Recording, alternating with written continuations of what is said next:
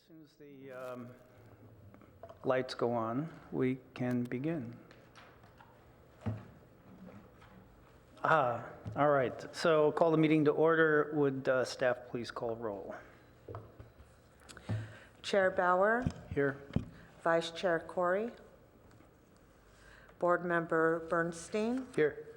Board Member Kohler, here. Board Member McKinnon, here. Board Member Wimmer, Council Member Holman. Here. Okay, we have 4 present.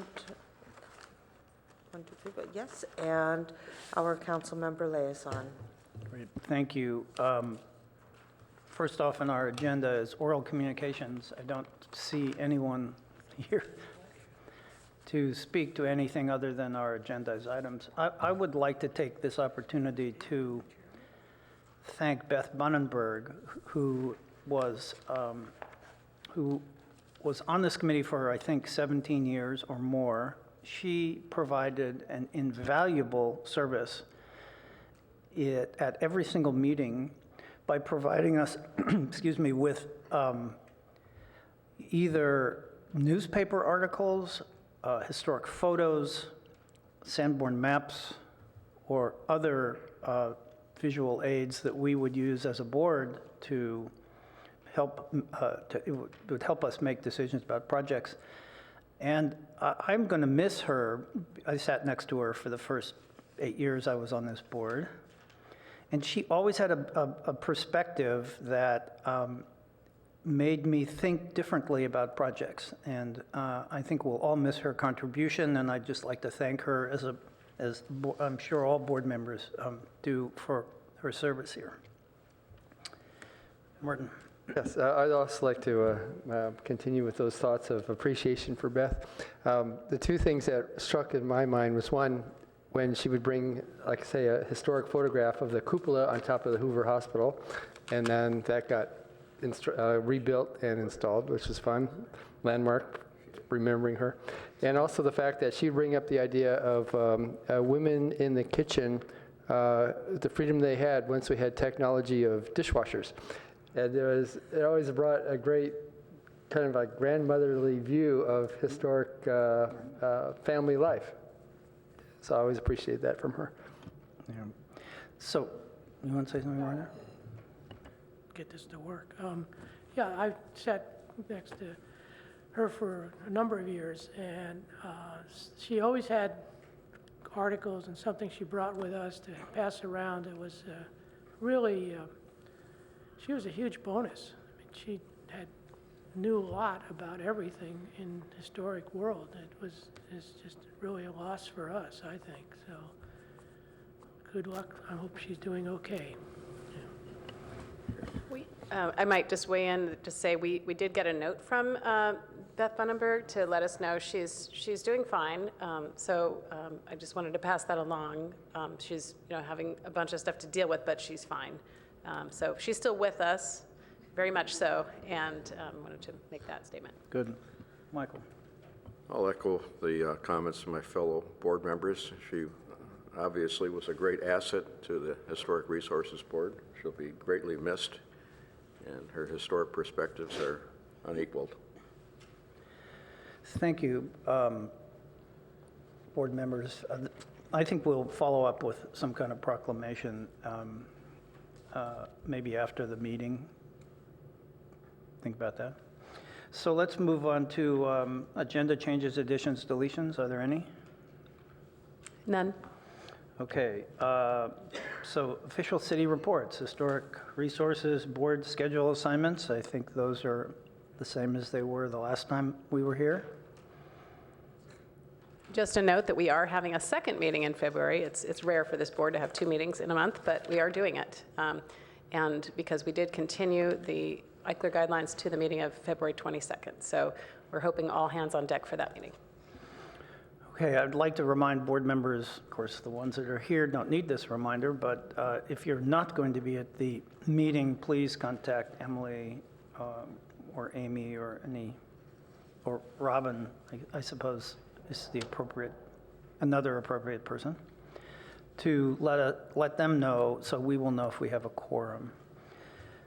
Let's move on to historic resources, the historic board retreat discussion items, which you will find on page 2 of our board packet. So we have a staff presentation. All right, good morning, board members. We are going to do kind of a quick overview of some of the topics, and we can get into more detail as the board wishes. These are the topics that were chosen at previous HRB meetings for the retreat, which is happening right now. I wanted to share this picture with everyone of the yo-yo demonstration from 1953. When I'm doing research for a building or for a project, I often use the PAHA archives, and sometimes I stumble across really delightful images, and I wanted to share this one with everyone today. It's pretty fun. Since today is a fun day, this is our retreat. Oops. Is that Roger in there? I had not moved here yet. We moved from New Jersey in 1954 to Palo Alto. I was a little too young to participate, but I remember them. None of you and are in did. this picture? Okay, so we'll start with the CLG annual report overview. So this was submitted to the state on January 13th, January 22nd was the due date. And I sent out a draft to everyone, and I didn't receive any comments, but if you have anything to say about it now, we can. The CLG report covers our ordinance updates and comp plan updates, any new local designations or listings, the review responsibilities of the HRB and staff, HRB membership, which includes the statement of qualification forms that you all submitted, as well as the training you attended. And I want to remind everyone that you have to attend one training, workshop, seminar, lecture, something to that effect a year in order to maintain the status, CLG status, and the HRB status. The report also included any updated survey and inventory that we did. So that included, for example, the JMZ Rinconada Park survey they did, where we talked about the Girl Scout house and that report. We talked about public education and outreach, which covered our Eichler walking tour and the Eichler community outreach events that we've been doing. We also talked about our one remaining Milzak property and just a summary of the local preservation program.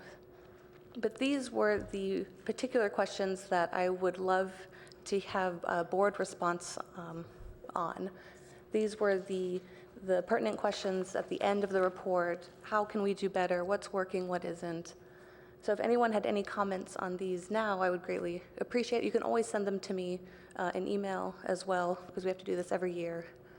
But these are really good things to just kind of think about how we can approach our preservation program here in the city. Would anybody like to speak to any of these? Yeah. Thank you, Chair Bauer. Thank you, Emily. I still get questions. It's mostly getting questions from real estate agents and real estate professionals. Can I tear this house down? And it still seems to be a question for several people in the community. So if I get that question, I guess have some guidance of how to answer. Yeah. Well, I think we're going to be discussing demolition and the updated comp plan momentarily, so that's a great thing to bring up. So I'd like to, for the record, point out that Brendan and Margaret are here, so we are full board. We got started late. So we are on study session topics, page 2. Anybody have any comments for Emily? Martin? And one other question would be in response to when people ask me questions about a building, what regulations are binding and which ones are arbitrary or voluntary, I should say. Yeah, voluntary or binding. That seems to be a question I get a lot. We don't have any arbitrary regulations.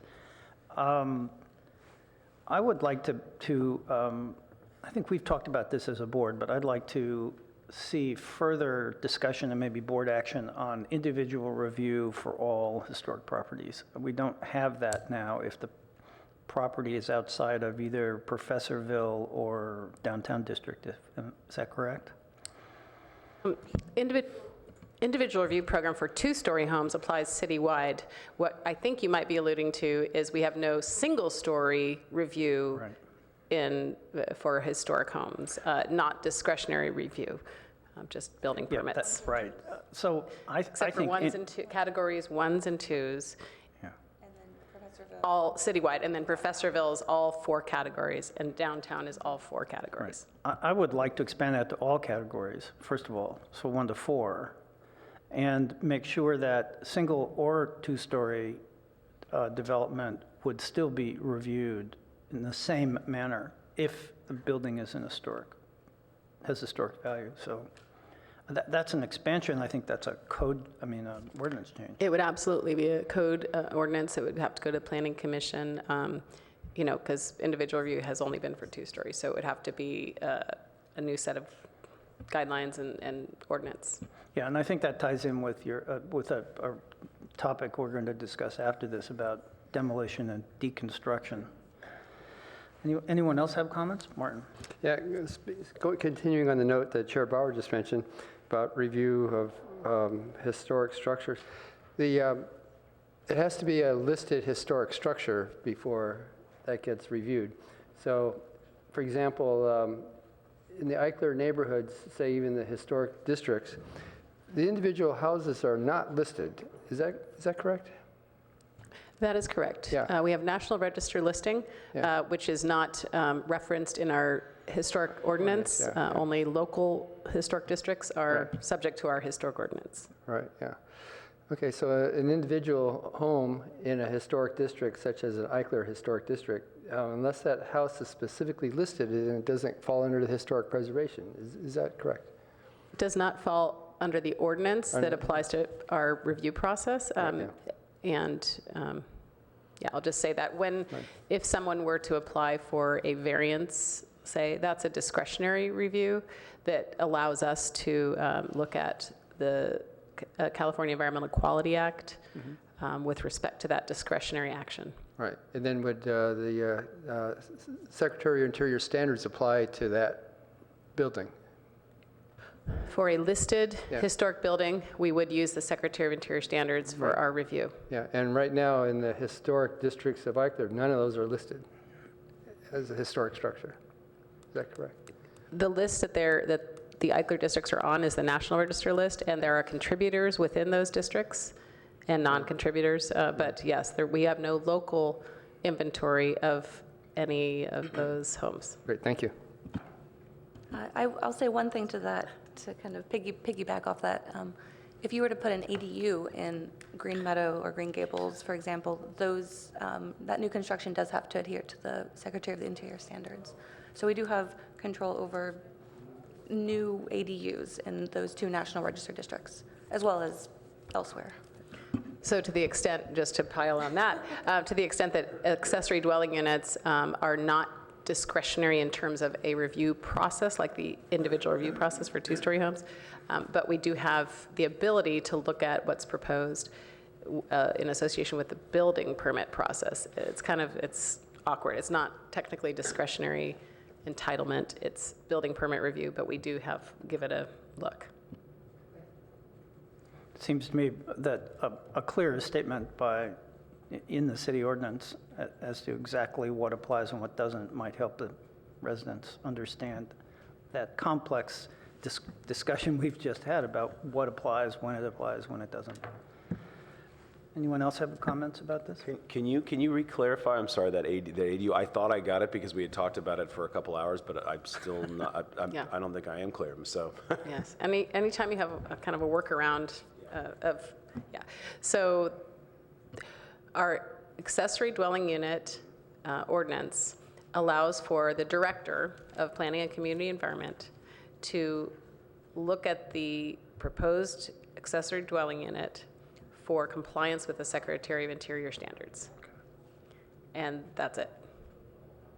Look at it, and then there's a building permit, and to coax them towards compliance with Secretary of Interior standards. But if it does not comply with it, what happens then? Yeah, we haven't received one yet. Oh, okay. So, but it's not clear as to the process of that. It's a building permit. But would it be binding or any decisions, or is it I don't want to reuse the term arbitrary, but is there any enforcement, or is Voluntary it just recommendation? is the word you're looking for? Voluntary is the word I'm looking for. So it's voluntary that they comply. Is that what? Yeah, I mean, I would liken it to the projects that come before this board, where we give them really good advice, but it's just a building permit. And if it's not in the National Register or locally designated Professorville District, there's some, it's just a building permit. So we do our best. Okay. And if it is locally registered in the district, let's just say it's a category, category 2 in Professorville, then does that change that? Yes, being that it's, under our ordinance, it's referred to in our actual, historic ordinance, chapter 1649. Right, okay, thanks. All right, so looking at this list that's in front of us, I wonder if the Office of Historic Preservation could help us with either funding or grant funding, probably, of mid-century review of houses. We haven't done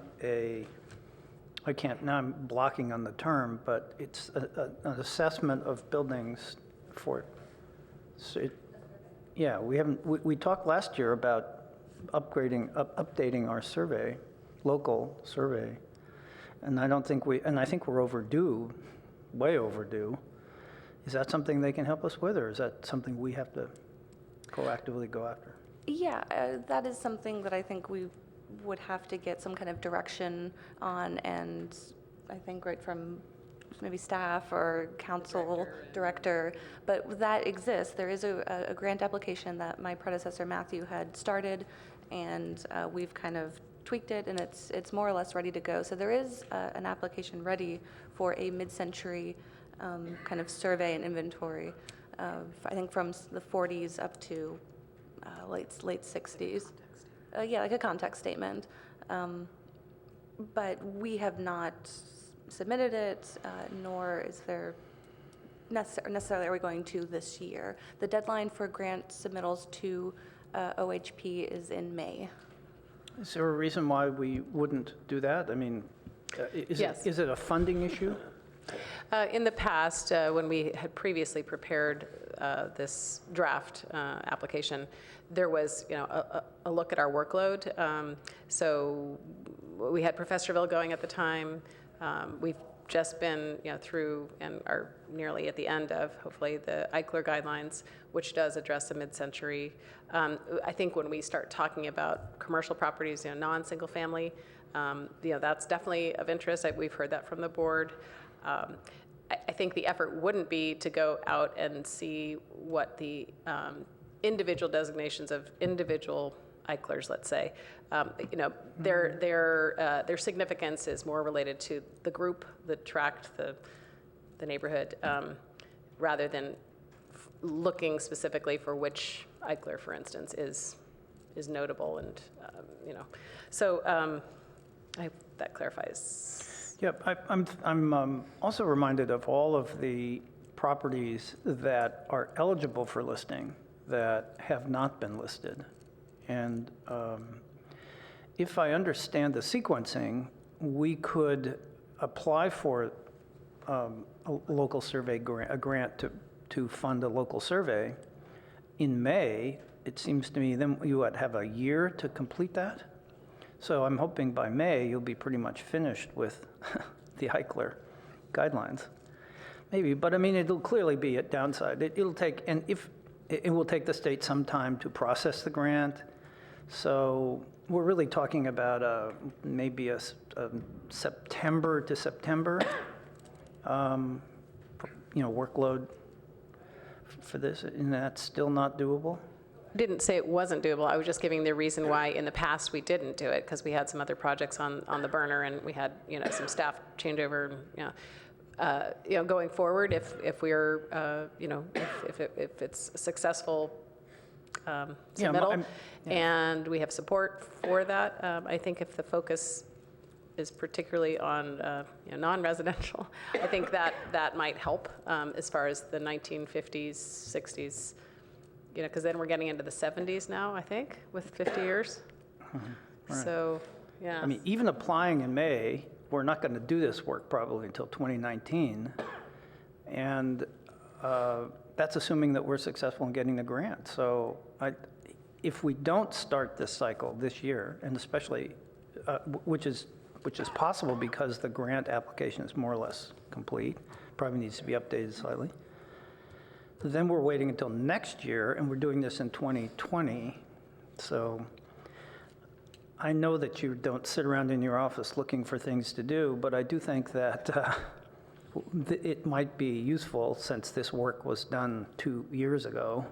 I mean, the bulk of the work was done by preparing the grant, that we ought to move it forward. If that's a topic for board discussion, then let's agendize it. Yeah, so I think we can agendize that, and then just keeping in mind, any time we submit a grant, there's a quid pro quo. We have to, give our resources and, in kind at least, and any capital investment would have to be carefully looked at. We have a lot of capital projects that need funding, so just be aware of that. Okay, well, maybe we could have a discussion about this, just so clear about what the parameters are to move forward. All right. Yes. Along with Councilman this Holman. discussion and pertinent to that, there are also some National Register eligible properties that have not been added to the inventory. And it seems like that would be a really simple thing to do that requires, I would think, not much staff resource. It's on my list. All right. Any other comments? Michael? Yes, we talked about it in the past about doing a survey of industrial sites that may have not been captured as being having historic merit.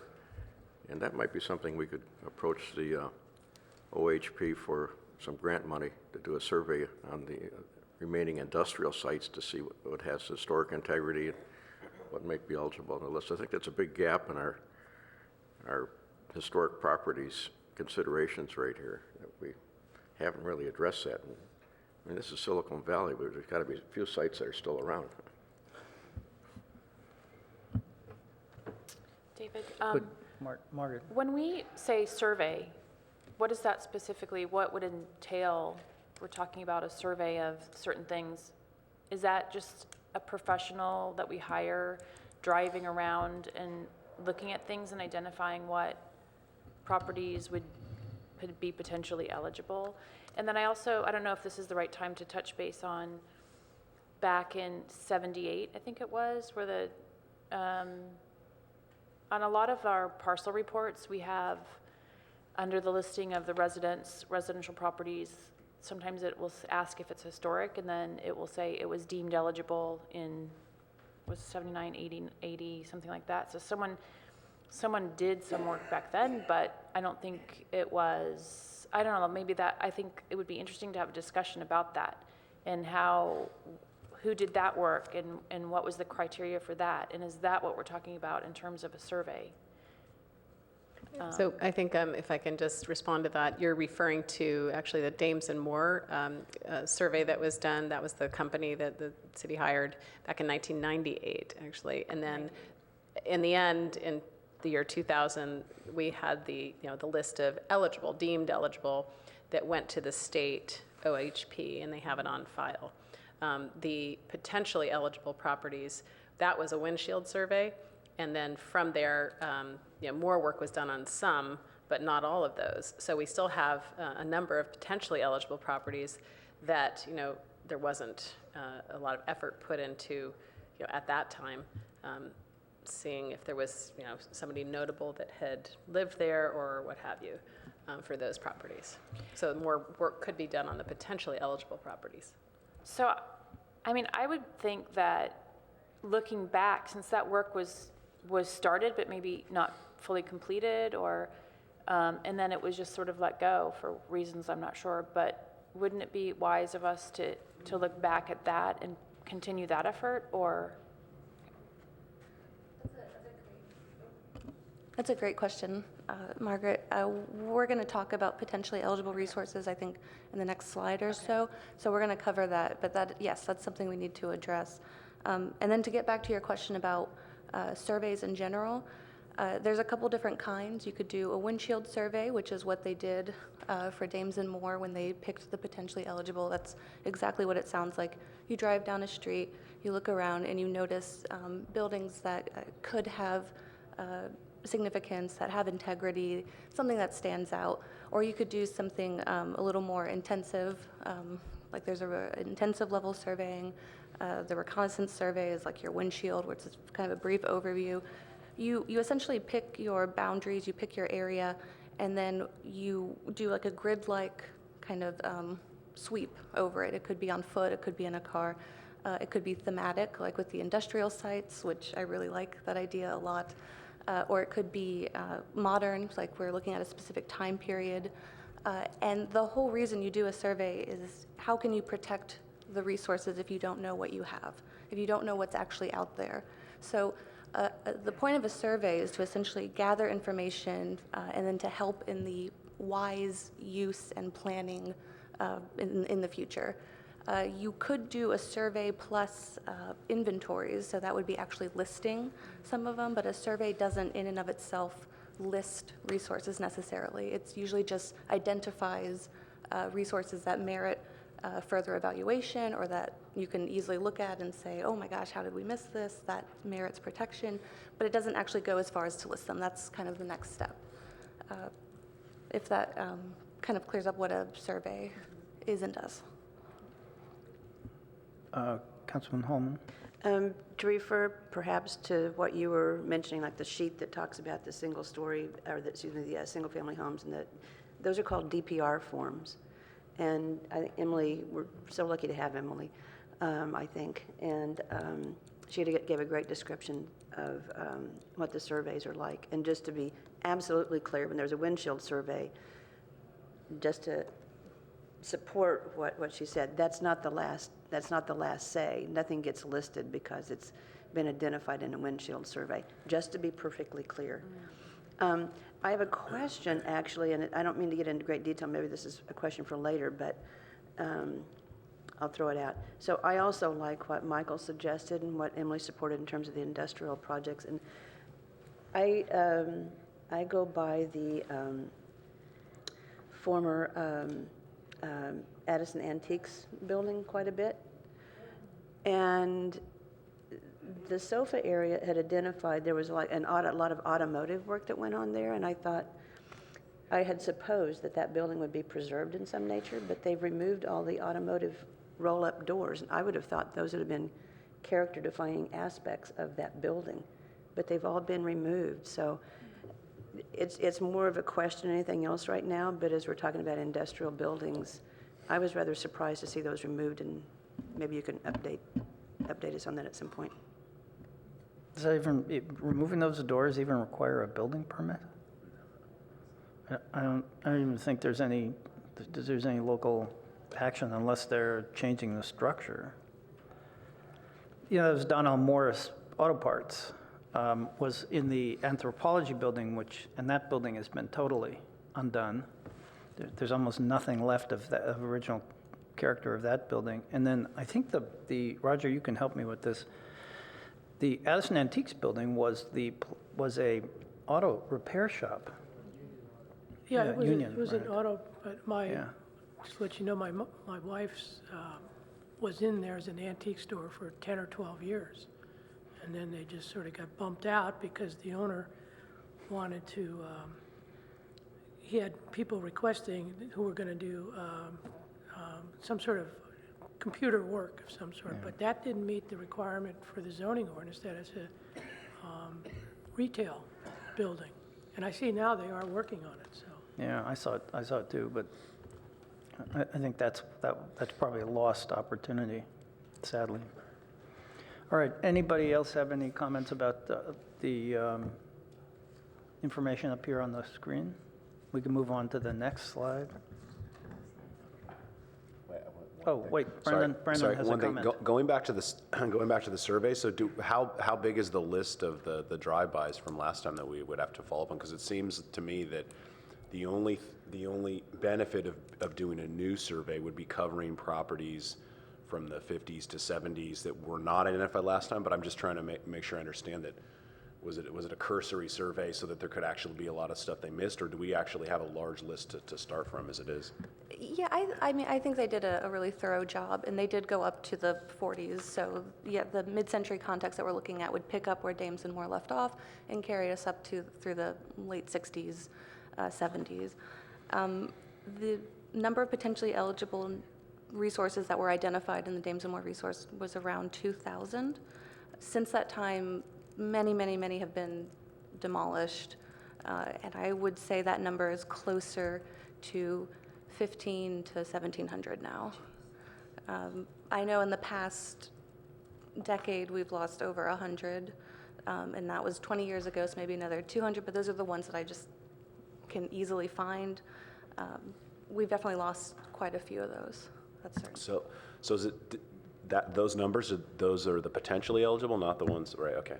So then, go ahead. The eligible ones, so what they did is they went through and they identified thousands of homes that could be potentially eligible, and then they picked, I think, 400 that they thought had the most chance, most likely to be, or the ones that were more interesting, and they found 165 to be eligible for the California and maybe some for the National Register, and the rest were deemed ineligible. So when you're looking at those parcel reports, you'll see deemed not eligible for the California Register in 1998. That was one of the few that they actually did a DPR form for. And then you'll see the ones that say deemed eligible, and those are the ones that they may have been a part of the Dames and Moore survey. Things can get deemed eligible and ineligible all the time, but that's probably, if it says 1998, it means it was a part of the Dames and Moore survey. So one thought is, depending on, the who's actually doing the survey and taking them from deemed eligible to eligible, is if we're now talking about doing a full survey where we would effectively add more potentially deemed eligible from the 50s and 60s, and just make that list bigger, but not actually make any properties. No, I would recommend in the future to never use the term potentially eligible again. A lot of SHPOs in many states are, Arizona, somewhere on the East Coast, because it's not a term that we like to use. It's confusing. It essentially means it's unevaluated and just needs more research. Okay. So I would not recommend that we add to the potentially eligible list. I say you either make a determination or you say needs further research, because it's pretty confusing. So if we had to choose between the two, would we actually go and take the existing, I'm going to call them PI to avoid the term, but look through that list of 2,000, or actually do a new survey and make new determinations? Because it seems like we already have a lot of the information, and then to have a survey company go out and get new stuff, well, there's value there for the 50s to 70s. Right, because none of those, between 40 and 68, none of those resources have been, more or less, I can't say none, but for the most part, there has not been a mid-century survey. So those are all 48 to 68, is that right? It's 50. I think it ended in 1940. 1940? That was 48, yeah. 48. Oh, it went to 48? 48, right, because it was 98. Okay, so this one would be from 48 to 68, capturing that mid-century stuff. We're going to talk about the potentially eligibles in more detail. Let's get to the next slide, and then we're going to circle back to this, because this is a great topic. All right, Roger and then Martin. I just want to, when I first got on this board, I remember 1998, I think was the year that we went through all the potentially eligible, and we had public hearings. In the little room over here is where we met. We didn't meet in here. And that room was packed. There were people lined up in the hallway. And we went through every single home that was on one list. I'm not sure which list it is. I may have it somewhere in the office, but it was a huge, huge undertaking. And a lot of unhappy people. Yeah. I mean, they were really unhappy. a couple folks they just stand up and yelled at us. What in the world are you doing? This is my house, and that kind of thing. So it was kind of scary, actually. All right, Martin? Just this is a public meeting, what's DPR, just for everyone to know what that is? Oh, DPR stands for the Department of Parks and Recreation, and there are certain forms, I think it's 523A, if anyone's interested, that are the inventory forms for when you are documenting a historic resource. So there's a few different forms, and that's what gets sent to the state for eligibility to the California Register. I think David would be very familiar with them as he scanned a lot of them for us in the past. Yeah. So Department of Parks Hate to bring and up a sore memory. Department of Parks and Recreation. Yeah. Okay, great, thank you. And so they're the primary records for the historic resources. And they can be, again, they're not just for buildings, they can be for sites or archaeological sites or linear feature, all sorts of things. Right, So and they're kind that's- of the catch-all. That's a state or federal? That's a form? state, that's a state thing. Thank you. Okay. I just want a quick question. Would it be a better use of our resources to return to 1998 and continue that survey? Or would it be wise to start a whole new mid-century? I mean, where should we invest our resources? It feels to me like we started a great thing. For some reason, it got halted. And now, 20 years later, do we start a whole new thing, or do we go back and finish that original project? I would vote for going back, revisiting that, and then after we feel like we've made some progress with that or got that to a phase that we feel comfortable and we can use that as a tool, then we start this new survey of the new mid-century. That is a comment, but that's my thought. I agree. Yeah, that's a great point. I think that merits further discussion about where we should put our time and resources. There's essentially a hierarchy of needs, and so which one would be more pressing? So I would agree with that as So well. to move the meeting on, obviously there's great interest by the board in this, and I think that might warrant a discussion at another meeting about how to move it forward. And so we can define the parameters. All right, next slide. Okay, moving on. So one of the issues that is brought up over and over is the demolition and deconstruction of our historic resources. So here's a little bit of information for you regarding what I have found, just some numbers. About, like I said, about 100 potentially historic buildings since 2010, and I only went back that far as that was our GIST, which is our internal GIS data. At that point, they had switched over to a new system, so that's as far back as the information that I trust. So it's about, at least one a month. 13 in last year, and 1 eligible got deconstructed. We'll talk about that. Not demolished, deconstructed. And the last listed property I could find was in 2012, and I'm sure some of you are familiar with that one. That was in Professorville. Oops, sorry.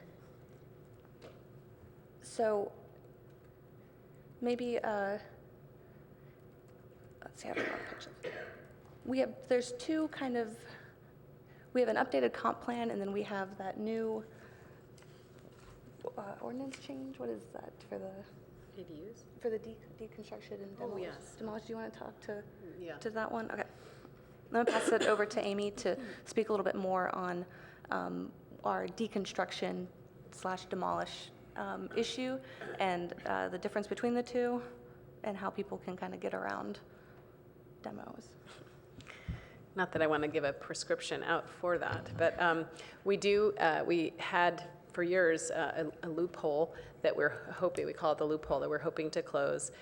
I don't think there's been a high level of abuse of this loophole. It exists, and so we're trying to address it.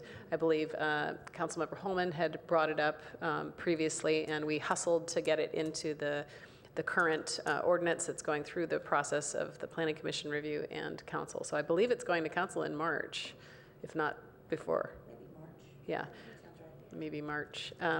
And so basically on the screen here, and I believe I showed this at an earlier previous meeting as well, what we're thinking would be helpful is to, should there be, an intent to avoid having scrutiny of the quality of the resource, and somebody says they're going to build a one-story house, comes in and demolishes the home for a one-story resource, but then never builds the resource, the one-story home, and instead come back, the next day with a two-story home.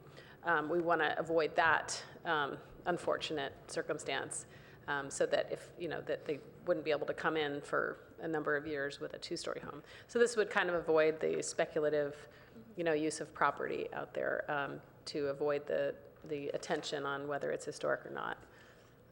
So is this this language in red is... Correct. Has been presented and reviewed by Planning and Transportation Committee? I believe so, and the next step is the council. I don't believe that the Planning Commission has modified the language. I will find out in the, once the report's written, I can make sure what the language, if there was any tweaking of that language. The only reason I'm asking is 5 years seems too short. Why not 10 years? I mean, let's make this a very serious issue. If you're trying to game the system, it seems to me that that ought to have a fairly serious penalty. I don't want the neighbors to have to look at a vacant lot for 5 years or even 10 years, and my other question as I'm reading this is, so I get a permit to build a one-story house and then come back and want to add a second story, that still is that's a 5-year delay? It's very rare for someone to do a one-story home and not go up to the maximum allowed floor area. Well, if they have this penalty there, I mean, that's why I'm asking the question. Could I then finish the home and then immediately apply for a second story That's a addition? good question that you raise. That would be worth talking about. I mean, I think when people come through with a one-story home and there is this prohibition, they might very well propose a basement to, maximize, the livable area under that scenario. But, if they're in earnest to build a one-story home that maximizes living area. But yeah, there is no provision. There's, it was a quick, let's write this up, let's get it into the system for the Planning Commission. That wasn't part of the discussion. I just, the reason I bring this up, 1 second, is that sequencing construction in flood zones is very important, because if you don't do that, then you have to basically tear the entire house down, and meet the current flood zoning issues. And so I'm thinking, why not use the same strategy to maximize a building by sequencing first the first floor, which then gets you underneath the radar on this, or makes it compliant, and then coming back and immediately offering the same. Now, as I'm reading this, it could be interpreted to say no individual review. Right, I think that's the for intent. 5 years, and if you wanted to add a second story, you'd have to wait 5 years. Yeah, no, I believe that's implicit in saying it's individual review, because that applies to 2 stories. I guess the only difference is our individual review applies to, when you were saying that, I was thinking something less than 150 square feet, because our individual review applies to 150 square feet of second floor addition or more. So somebody could come in with 149 square feet. I'm giving them the prescription. Yeah. But By the way, while that's a 10 by 15 foot room, you might have people who would be interested in doing that. In San Mateo, I'm familiar with their ordinance, it's 50 square feet. Anything over 50 square feet on a second floor gets individual review, or their equivalent. So I don't know why we have 150. Anyway, Brendan, you had a comment. Well, I had 2 comments. So my first was to add on to what you said about the 5 years. I know people in San Francisco who buy who buy buildings, and they I forget the act, but you can effectively evict all your tenants, and you cannot re-rent the building for 5 years to get around rent control, and it's done all the time. So if people really want, 5 years really is a short period. I mean, they literally do that today. Now maybe there's different economics on the rent side, but it happens on a regular basis. And the second comment it has, and I feel like I'm beating up this intent to try to do better. But the discussion about the building official deeming it eligible that it's dangerous and cannot be repaired or rehabilitated, like, I don't see any situation where you couldn't repair or rehabilitate a house. I mean, maybe there's a cost involved in what have you, but there's the question of this is effectively, how is that determination made? Because it's easy to get somebody to say this is, I think that's a pretty extreme situation, and in my experience with that clause regarding historic resources, it usually involves fire. Usually what? Involves fire, like if there's extreme fire damage to the home. That's typically when I've seen it applied. It also occurred in '89 after the Loma Prieta earthquake, unreinforced masonry building that actually I tore down and replaced with a new house because there was no rehabilitation of that hollow tile wall, those hollow tile walls. In fact, the building collapsed when we were during the process of demolition, but on its own. Yeah, my question was more around, are there ways for people to game that system by? No, or at least not that I can think of right now.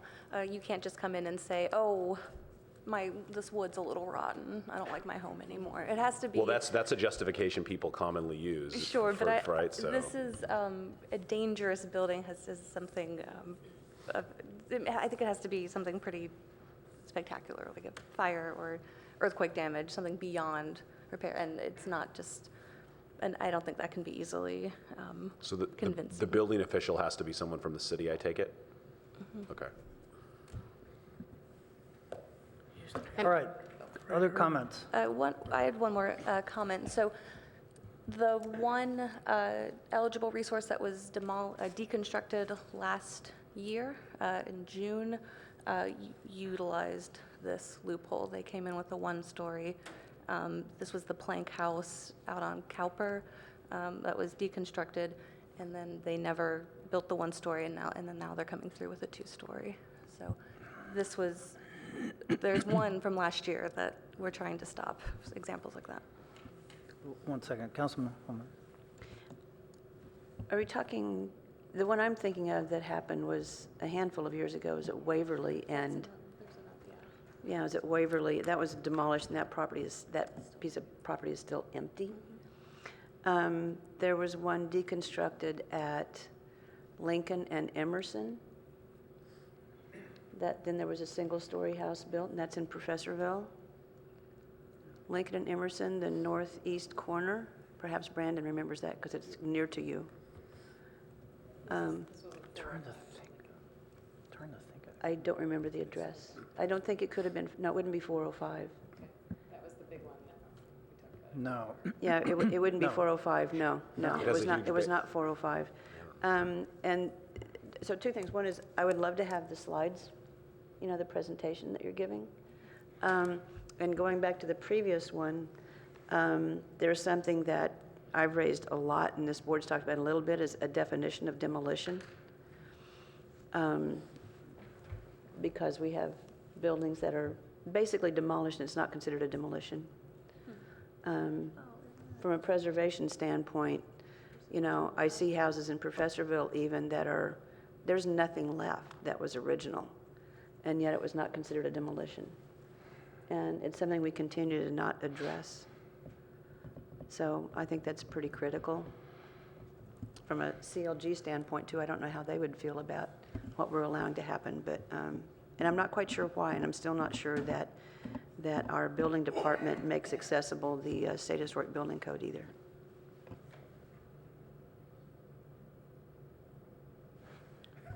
Michael. Yeah, I have, it's part of a question, maybe a recommendation, but I'm not sure if you apply for a demolition permit, is it required to have a photograph of what you're demolishing on record?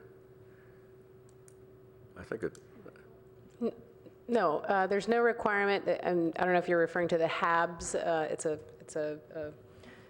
We had one of these done for the mortuary. Yeah, but just for the demo permit. Oh, just the requirements for what you're submitting?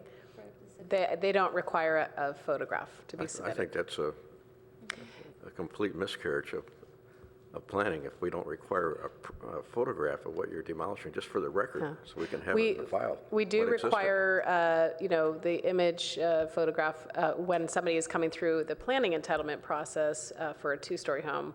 They do have to show the existing streetscape and the existing home.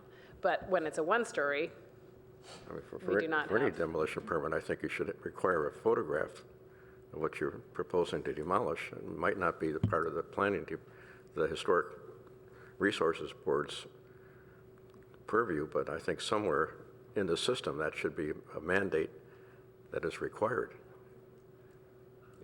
See what was removed. Okay, other comments?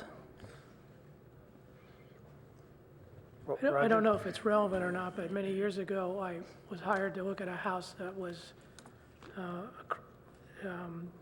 on Waverly, across the street from Steve Jobs' home. And so I went in and took pictures of this home and everything, and I guess I was supposed to design a house. But then the people sold the property, and I actually haven't been by there. I think there is a new home on there, but that was just what we're talking about. We took photos, and the owner was going to build a new home, and that's what and I don't know if I ever gave the photos to the city or anything. I don't quite know what happened to all that. I mean, I have them somewhere in my files, but I'll take a look and see. Okay, if we're done with any other comments about demolition, deconstruction? Okay, we'll move on. Okay, so here's the updated comp plan that was adopted by council on November 13th. And here you'll see the relevant new language regarding historic resources. And the one that is probably of most interest to this board will be policy L-7.2. So this says that before we issue alteration or demo permits that would substantially affect the exterior, we must consider whether properties are eligible for state or national register and whether minor changes will affect the architectural integrity of potentially historic buildings. Emphasis is ours. That's actually a significant change. It's big. That's actually has some planning power. Yep. Having said that, I mean, that's a policy, and there's no ordinance yet written, but it is giving us some new protocols that we're dealing with now, since the effective date of the comp plan, which was December 15th. It's a start.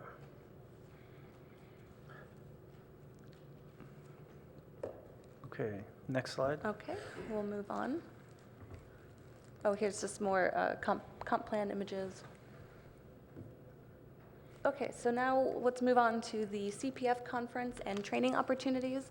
Like I mentioned earlier, all HRB members are supposed to attend at least one training, seminar, lecture over the course of a year. And, all right, way to go. I think it would be, if you attend the conference in any fashion, that would absolutely be your training for the year. So again, those dates for the conference are May 17th through the 20th. I know we wanted to talk about HRB's participation in the conference. We don't have a meeting on that Thursday, May 17th, just to let you know. We were planning on doing an architectural scavenger hunt, as well as participating in other ways, mostly behind the scenes. There's also there's a webinar on the standards in March. If anyone's interested, let me know. We can get you signed up for that. And the other thing we were talking about regarding HRB's participation was this idea of training for council and other city boards. So if anyone has any comments about our upcoming CPF conference. Martin?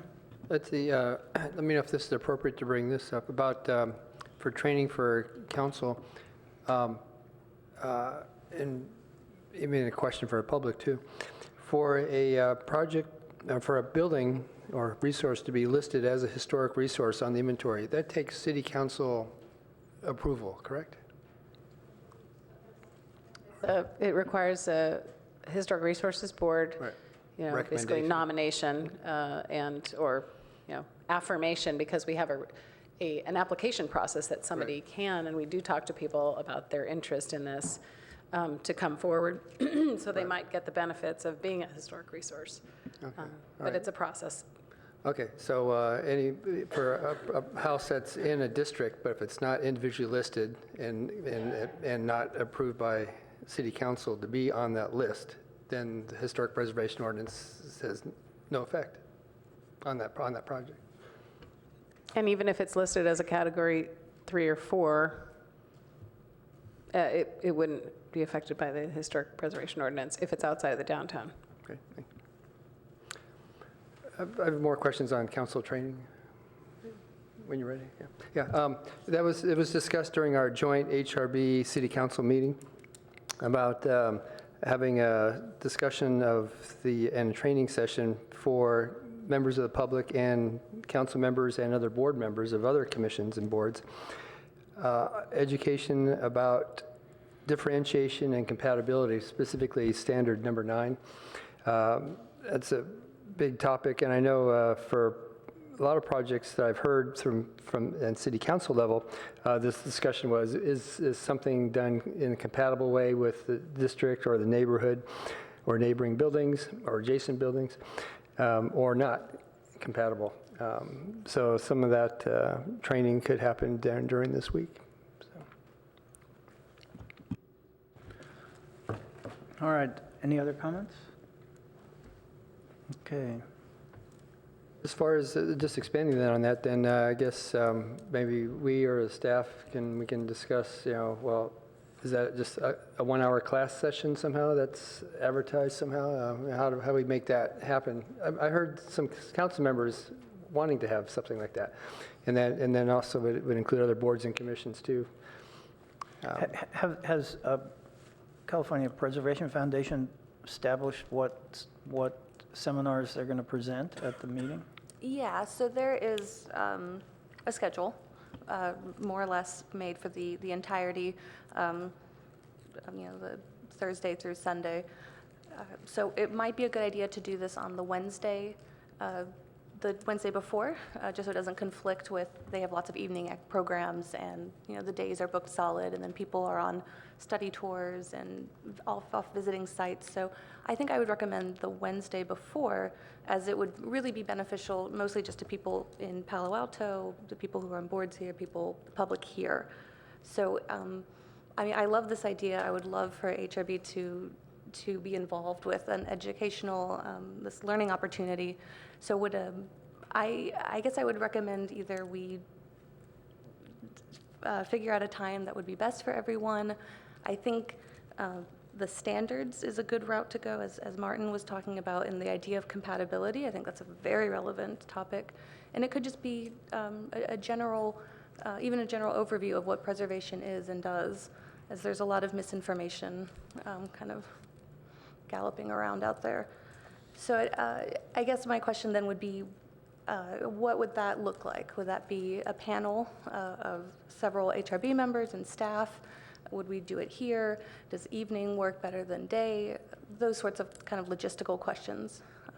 I also don't know if we need to get direction or approval of this first before we kind of push for it, but I know I would be in strong favor of HRB participating. I mean, the CPF is holding the conference here in your backyard. I think we'd like to have you guys, in the spotlight a little bit.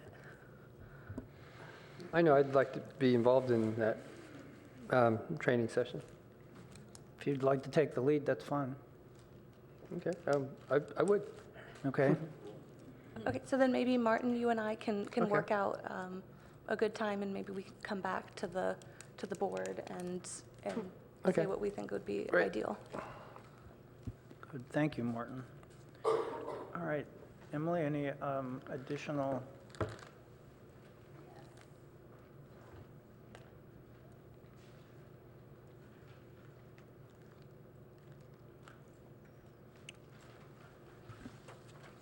Okay, so here is another topic that we wanted to discuss, and just to let everyone know, we have about 45 minutes left until 10:30, at which point we were going to adjourn to give us enough time to go to our field trip, which is the Girl Scout house at 11. So we wanted to talk about listing properties and how that process works, and we haven't listed anything since I've been here. So if anyone wanted to talk about any potential projects, things that they would like to see moved forward, or how we could formalize this process, or if there's anything you'd like to talk about listing properties. I don't think we've listed anything since I've been on this board, and I've been on the board 11 years. So I'd have to look to, Roger, you don't remember listing property? You've been on here 20 years. So maybe you could, so how would we start? So since there's no institutional memory on this side of the table. I have a small memory from my 20 years here of upgrades from one category to another. Again, because our ordinance, favors the ones and twos, or gives incentives to the ones and twos. We just did that in our last meeting. We started that process with the For building. 526 Waverly. Yeah, exactly. Right. So maybe that's the way we should start a discussion of how to do this. That particular project was driven, or is being driven by the owners for financial benefit. I mean, they need to have a different category on that building in order to be able to do renovations and expansion, I think, is really what drives it. So I'm not sure how we would, as a board, start the process if an owner didn't want it, wasn't interested in having it. In fact, I think state law prevents us from listing a building if the owner doesn't want it. No? Is that right? Listing on a local inventory does not require owner consent. Inventory, right, but it's. Oh, a local inventory doesn't require owner consent. Yeah, okay. It should, though. It should require owner consent for the local inventories. That's where we have the most incentives, as well as the most control over rehabilitations and demolition. So I would encourage that we do require owner consent. And California National Register, it does not require owner consent, but it cannot be listed over the objection of the owner. I'm not saying what's best practice, I'm just saying what our rules are now. Yeah, there is a difference, isn't there? Okay, so how would you suggest we move this forward? Or should we agendize this for a future meeting and have time Sure, to it's a big topic. think about it? And I know it was just brought up for a couple of reasons here and there. I know people had been asking about how do you actually list something, or why would you even do that? I guess one of the reasons that it was brought up is because we have been talking about the Girl Scout house and the ITT building. Both of those are they're not listed resources. They absolutely should be. They're actually kind of two prize buildings here in Palo Alto that are, well, the Girl Scout house is certainly not under threat. I'd say the ITT building is. We're kind of tiptoeing around it. And I know I would like to see those both get listed, get some protection, get some research done on them, as well as a little bit of, celebration on their significance to the city. So I think that was one of the reasons why we brought up this topic in the first place, is because what do we do with these two buildings? I think we wanted really to explore the listing of the Girl Scout house, because I think we own the land. There's some issue. We own the land, they own the building, but it's kind of a no-brainer. It's a point of pride, and that would be a really kind of exciting project to see that listed soon at some point, especially considering all of the attention that area is getting right now due to the JMZ, the zoo, and Rinconada Park getting its overhaul. So that's one of the reasons why we were talking about this in the first place. Can you remind us who the architect was of the Girl Scout house? It was Julia Morgan, wasn't it? Who was the architect for Burge the Girl Clark. Scout house? Was it? Oh, Burge Clark. Burge Clark, thank you. Margaret. I just wanted to, was brainstorming about, we're talking about how difficult it is to identify properties that we want to list, and then And obviously, in a commercial atmosphere, people are vying to list their properties because they get TDR benefits or whatever their benefits are. And that just prompted me to think about, we always talk about incentives, and instead of us doing these windshield surveys, searching for, potentially eligible houses, wouldn't it be great if we had all these people applying to make their house eligible? So how can we make that happen? Let's make that happen. I think it's easy. Give them benefits. Give them a 500 square foot bonus for their floor area. That is. What's wrong with that? That is exactly how it should be. They should be coming Should come to us and say, yes. I want my house on the local register, please, I beg you, please put my house on it. Absolutely. I'm sure we could make that happen if we just figure out a way. Benefits, incentives, square footage. I think we should just rethink the way we're approaching this problem. I really do. It occurs to me that we would, it might be useful to hear from our building inspector how the historic code is applied, or how he or she makes the decision to apply it. Because at this point, even though I've worked for 40 years as a contractor, I have no idea what how the current process works. And there wasn't a California historic building code when I was working, so there might have been, but I never worked under it. At any rate, it would be useful to hear from him or her. I don't even know who the chief building inspector is now. George Hoyt is the chief building official, is his title. Building official. I All don't right. think there are any outstanding, I have a copy of the historic building code, and I've been meaning to make a copy for everyone, because we should all, it's a very small document, but I don't think there are any incentives in the historic building code. I mean, maybe you don't have to change your windows to double glazed glass, or, there are some minor things, but it's not enough for someone to want to pay the extra money to preserve their window. I mean. No, but I think the one critical thing that I encountered was handrails and guardrails on buildings, because both my daughters have historic buildings that have non-compliant handrails, and to change them would destroy an important part of the character of that building. Martin? A huge benefit of historic building code is that you can use archaic methods for a seismic issue. So that the existing stucco has some seismic resistance, and if you can show that you could use it's called archaic methods of analysis. And so there's a way of preserving a building using the historic building code. And I also understand that if an applicant says, if it's a listed historic structure, that the applicant can say, I want to use that code, and that's not discretionary. I've heard that. Well, I think from one of our conferences they said that. Yeah. Yeah. All right. Okay, other? I'll also mention, I believe that there's going to be a presentation on the historic building code at the conference. I believe that's in the works, so that would be a great one for our board to attend. I'll double check on that. I'm not positive, but I feel like I remember that happening. Also, another way, just to go back to your point, Margaret, about sweetening the pot and having people come to us for listing, the Mills Act program would be absolutely the way to do that. That would be another. I'm sorry, say the Mills Act, having Mills a Mills Act implemented. That would certainly, I feel like people would clamor. Now everyone wants a historic house. So I think there's certainly ways, methods to explore, certainly. Councilman Holman? I think there are quite a number of incentives that already exist, even for single-family homes, and I think we don't lead with those enough. And one of them does include some extra floor area ratio as a part of an HIE process.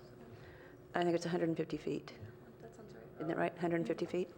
And 250, yeah. is it 250 feet? Category 1 or 2. Thank you. Thank you very much. Thank you. And then there's a third building, and I apologize to former Vice Mayor Greg Schmidt profusely. I can never remember the name of it or the address. I bet you Michael does. It's down just off Charleston and San Antonio Road. On Fabian, I do believe, yeah. It's The Fairchild? Fairchild, yes, the Fairchild Building. And that's a third one that ought to be added to this list.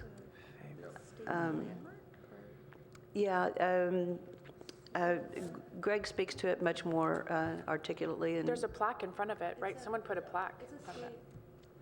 but it's not listed on our inventory even. No, I think it's a state landmark, or it's a state point of interest. It's something like that, but it's not Yeah. Locally So listed. I'd Well, suggest if that it's on third the place state, be it should added. automatically be local or on our list. We should just make that. Our ordinance, as you know, doesn't recognize other ways of listing, such as state or national. Oh, and by the way, I believe Emily is correct that there is a State Historic Building Code session that's going to be during the CPF conference, and particularly invited to that session will be the building department.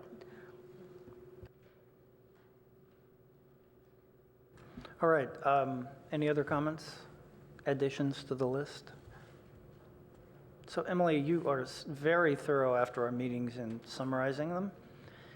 Could you figure out what that Fabian Way building address is, put it on the list? Because I'd like to go see it. I didn't realize that there was a building down on Fabian Way. There's also the building on Charleston that's got the plaque where the original transistor, The integrated. but that's on first Charleston, that's not integrated on silicon Fabian. chip. Is that not the building that we're talking about? Is that what we're talking about, the original? Fairchild Semiconductor. I see it every weekend, because they Yeah, go down. I drive by it. I mean, they've totally renovated the building. They tried to tear it down and Yeah, did not do that, which is it's fortunate. very much intact on the front. right, yeah. but they've changed all the windows out. At any rate, if that's the building, then I know exactly what you're talking about. Okay. Yeah, we should definitely get that on the register. All right. Well, there's a- This says it's I think there's 844 East Charleston. Sorry? Just a quick Google search says it's 844 East Charleston. Yeah, East Charleston, right. So, okay, that is the one I was thinking of, but when we said Fabian Way, I was trying to remember what would be down there. It's at near the intersection. Okay. Well, I think there's it used to be called Ford Aerospace, Philco Ford.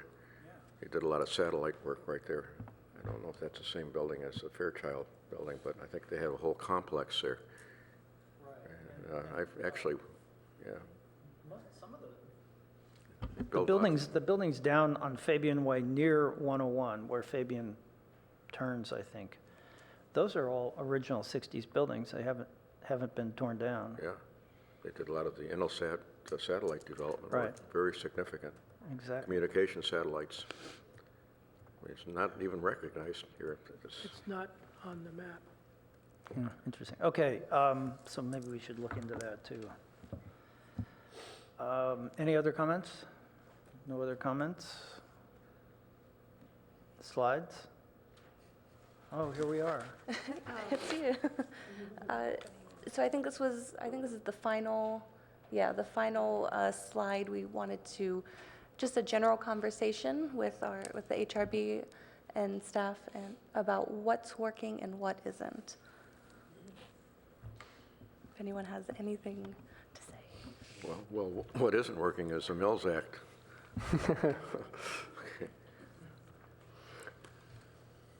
And that's coming before the board. The Mills Act presentation is, Yeah, so have we agenda- the subcommittee we've done a lot of work regarding the tailored Mills Act program. I think we're probably ready to present it to the rest of the board members and kind of get an idea of where we are. It's, it's not perfectly fleshed out and ready to go, but I think we're ready to present. So I think we just have to pick a date that would work best with our schedule and maybe not overlap with any Eichler stuff, and we could certainly present it. speaking of the Mills Act, it occurs to me that we ought to try to reach out to the real estate community and get them here or go to them and talk about historic preservation issues, because I think that as we have all experienced, there's a great deal of misinformation or no information. And those are the real estate agents are the first line in really in preservation. Because if they can talk to their clients about what is important to preserve, then that helps everybody in the community avoid unpleasant experiences. Excuse me for interrupting, is there some kind of document or just maybe a one-page statement that we could prepare that says maybe something like, if you are considering purchasing a historic property, bullet points, this is what, so it comes from the city as opposed to coming through the mouth of a real estate agent? Because real estate agents always want it to make like, oh yeah, you can do this or you can do that, it's no big deal, because they want to make the transaction. And then you get, that's when we get called, like, I thought I could do all this stuff. I just got a call like that a week ago. Right. We Well, do and all of a have, sudden, they're getting a totally different, because the city changes, the ordinance changes, our policies change. And, I mean, it's really the burden, I think, of the real estate agents to seek out that proper information, because they shouldn't be telling a potential buyer incorrect information. So I guess that's not really our job to put that information out there. It's their job to seek the information. Due diligence, right? yes, I would agree with that, but we do have some flyers and informational handouts. The main one being our bulletin, which kind of explains what you can and, well, not what you can and can't do, but the level of review depending on your historic house. We also have a little handout of the incentives offered, and with the updated website, a lot of that is really clearly available and accessible now. So I'm hoping that that information is getting out. But we also have talked about reaching out to the realtors in particular, just having maybe a general update on where we are and trying to combat this misinformation that is unfortunately kind of making the rounds. Is that something that Martin might be putting together for the day before the conference? Is that something that you could invite the realtors to? You'd have an audience, I'm sure. I'll come. That's a great idea. Why not? And then, hey, it's Preservation Week, and I bet you get a ton of realtors if it's after hours. Yeah. And I would pile on to the, reach out to realtors concept. We are, with the Eichler updates, we had a member of the public, and I think you have it places, comment on, has there been enough outreach on Eichler guidelines? So, I do recall in the past going out with the chief building official and to a realtor group, and they had these, monthly meetings or something. And we've done that from time to time when there's some critical ordinances coming through to, give the heads up to the realtor community. And I think it's worthy of, again, to make sure there's no misinformation about what this document is or isn't.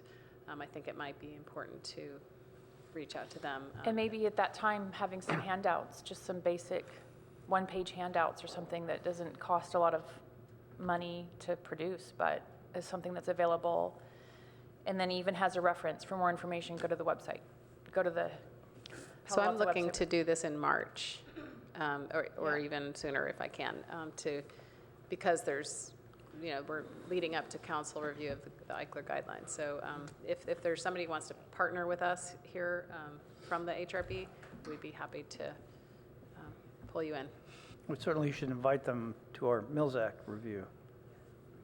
That's something that would be, I think, of great use to them.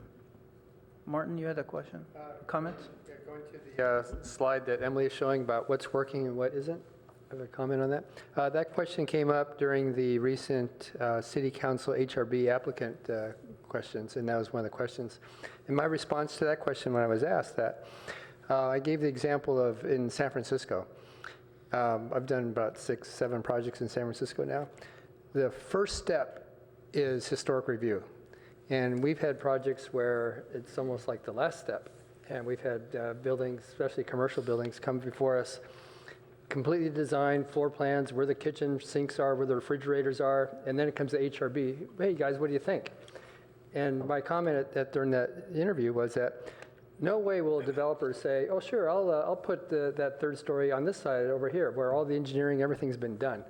San Francisco is, you can't even go to the next step until you have historic review. So that'd be my question from historic preservation. It's really effective. That's the first step, not last. Yeah.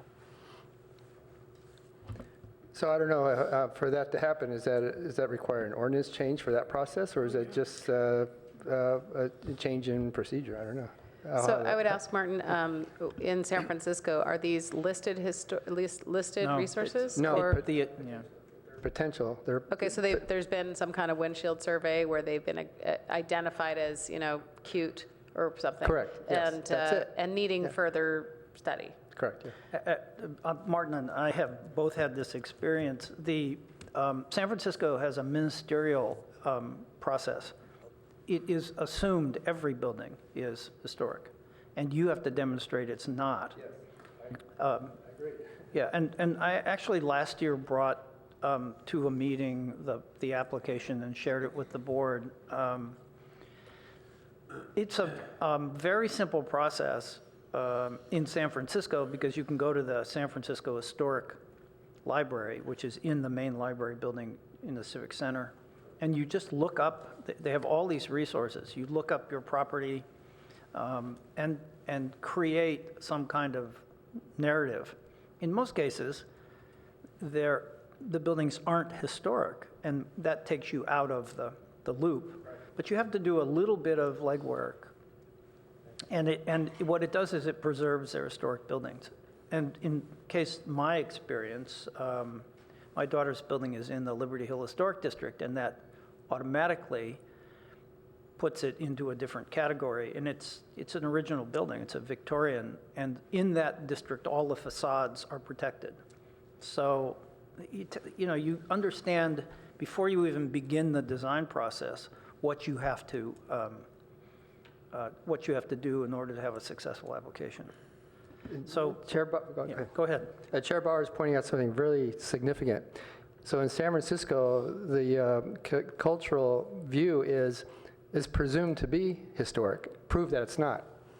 And here it's, well, do we really need to? So it almost addresses Board Member Wimmer's comment about, maybe instead of having such an incentive where people just want to apply, it's presumed to be, and then, so it's another approach. It's presumed to be historic, prove that it's not. It's another approach. Michael, did you have a comment? No. Oh. No, excuse me. Are we going to discuss that so I think since January, there's a new rule or new ordinance where if your parcel report says you're deemed eligible, then you have to go through, is that true? I just got a call from someone who said, I have this house, I wasn't even sure where the house was, and I wanted to do all this remodeling. I went through an IR with Arnold. It was pretty much approved, but then Emily came in and said I had to have this historic evaluation report done. It's going to cost me $7,000, blah, blah, blah. And I was like, I don't mean to, but this was just why I just wanted to become more informed about, is there a new policy since January? And so maybe is that something we can discuss, or is that on our agenda today? Yeah, so that was, that was the comp plan update, Must have been L7.2, where we must consider whether properties are eligible for state or national register, and whether minor changes will affect the architecture of potentially historic buildings. So this is where we, excuse me, this is where we are in implementing this new policy.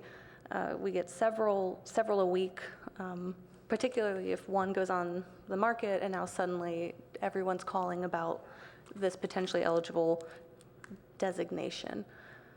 So the way that we've been approaching this so far, we actually have a meeting later today about this very topic, and I think one next week with the attorneys about how to best approach the issues arising from this. Because in the past, a potentially eligible designation did not really stop you from much. It didn't stop you from demoing. It didn't stop you from altering, and you didn't even need historic approval.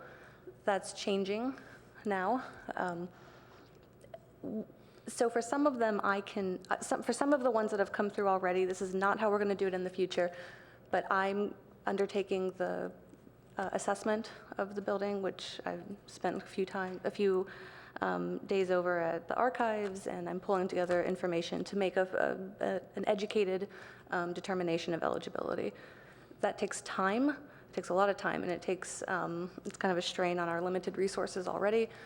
So in the future, we want to have a clear path for applicants, whether it's a DPR form, HRE, whatever it is. That's where that 7,000 number came from, was in the past, HREs for a residential one-story, that's what it cost. That includes our overhead. And that includes our overhead, which is a lot, and which is 25%. Yeah, the overhead is 25%, which is what we tack on to it, which we don't want.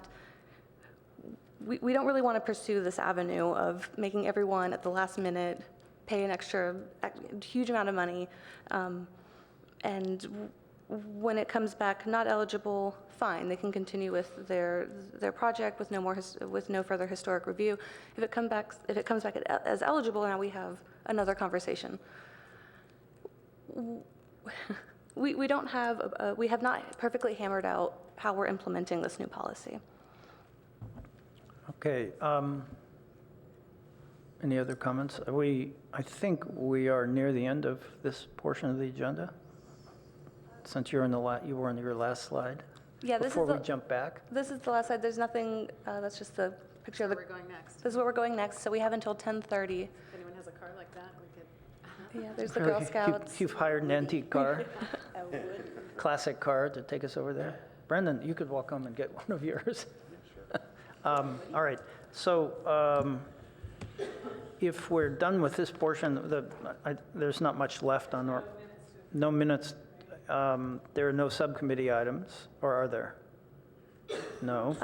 No, the Mills Act Subcommittee, we can probably confirm a time to present, and maybe if we wanted to meet one more time prior, that would be Sure, ideal. just look at the revisions Yeah, to that kind of we look over. last talked about. What I've done is I've incorporated all of the comments from our last conversation, and we've kind of have this nice tailored program outline. I imagine the further comments we get from the board will be much appreciated. Okay, so board member questions. Martin, you on? I was wondering if staff wants to make any comment, or any board members have any comment on the letter received from the public? Yes, the letter at Places from Mr. or Dr. Nierenberg. I did respond to Dr. Nierenberg, and that was, I believe, transmitted to the council members. But he did also send it to the Historic Resources Board. Mr. Nierenberg, I believe he was in attendance at the Mitchell Park community meeting on the 18th and raised this concern about, only 150 people have made comments on the Eichler guidelines. So I've responded to him, and we are expanding our, outreach. We've had, let's see, how many meetings? November 9th, we had, October 12th, we had a report about it. The whole process, and then for the HRB, then we had November 9th, it was on the agenda, and that's when we distributed the public review draft. We had a meeting on December 14th, and then January 25th, and we have not had a high attendance, but that is not unusual for the HRB meetings. So we're going to ramp up our outreach with plastering all 2,700 homes in Eichler tracts with a bright green flyer saying, hey, guess what we've got here, and you're welcome to come to the HRB meeting on the 22nd. And then, of course, when it goes to council, we will do something similar with maybe, an even brighter color, just to make sure that we aren't, we are heard.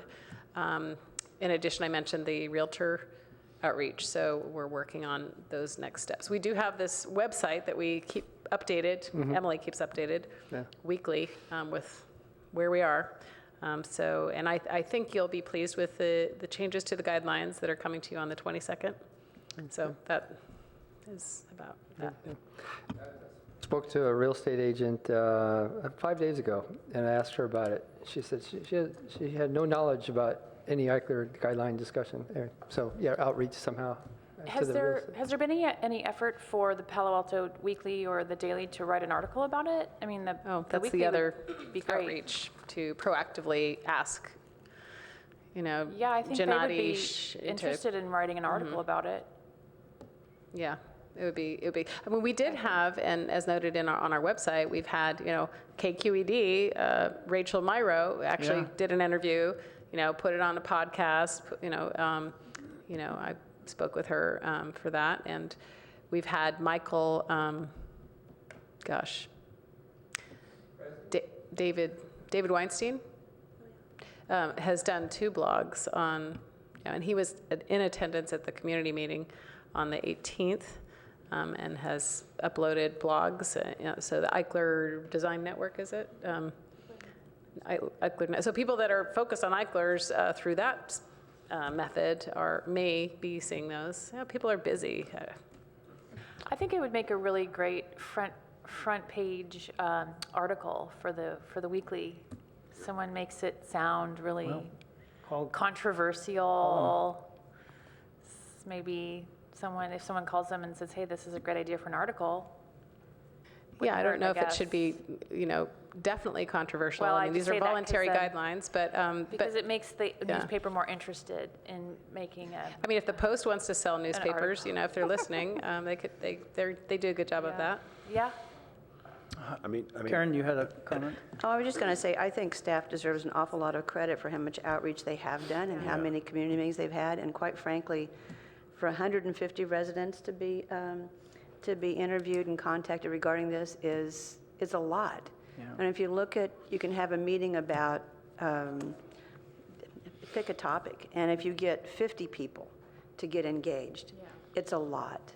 So I'm somebody who always like to make things public, transparent, get the community engaged, but I think you've done a tremendous job. I really do.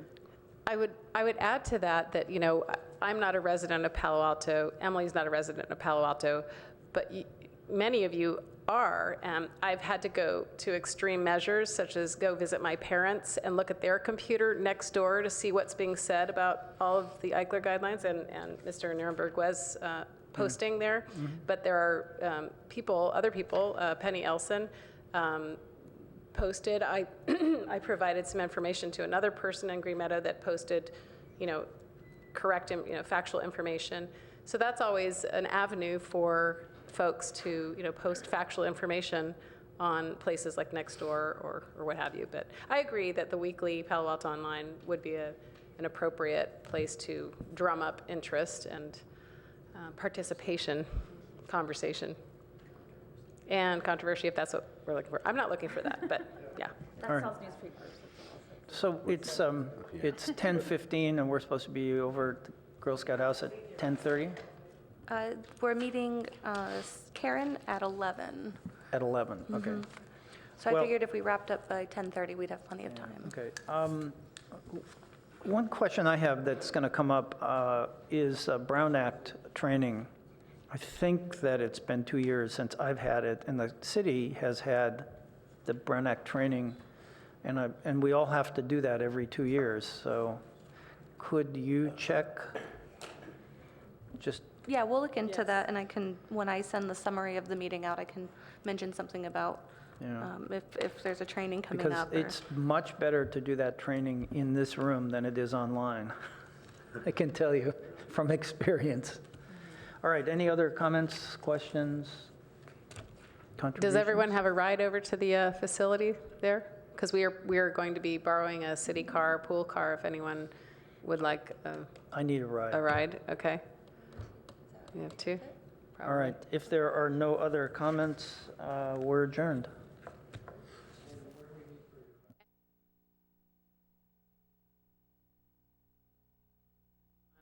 Middlefield, that's the zoo, and then next is the Girl Scout house, which has its own address.